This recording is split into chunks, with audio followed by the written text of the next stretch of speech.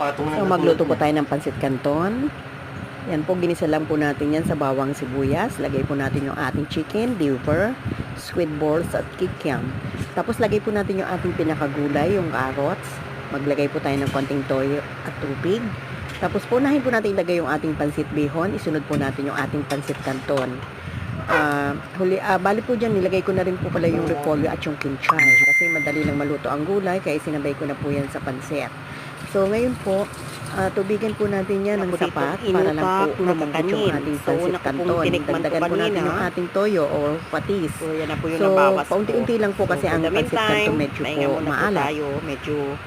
Yan po. Tapos po may mga kanin din po tayo dito na tulad ng biko, ube, imutak, at saka po yung ating leche flan.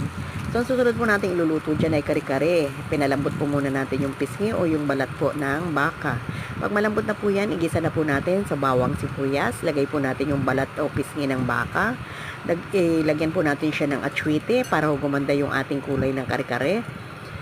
At saka po, ilagay na po natin yung una, yung ating sitaw at yung ating talong.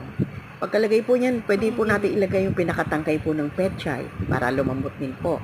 Tapos po, lagyan po natin ng sapat na dami ng tubig yan, no? Tapos, tsaka po natin i-dissolve yung ating peanut butter, tsaka yung bigas na durog, tsaka po natin ilalagay yung ating pong bigas na durog.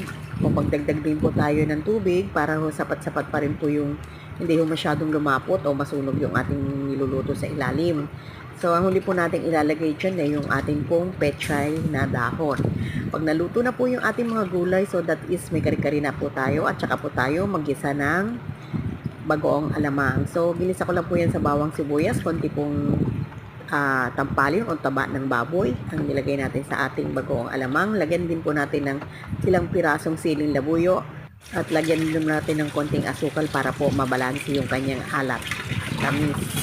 So guys, ito po si Cynthia Contreras. Thank you for watching. Maraming salamat po. Comment na lang po. Kung po sa sa hindi pa po nakapag-subscribe, please subscribe or follow me, Cynthia Contreras.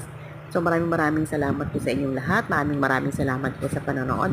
At maraming salamat din po sa inyong pagtangkilik at pagsuporta.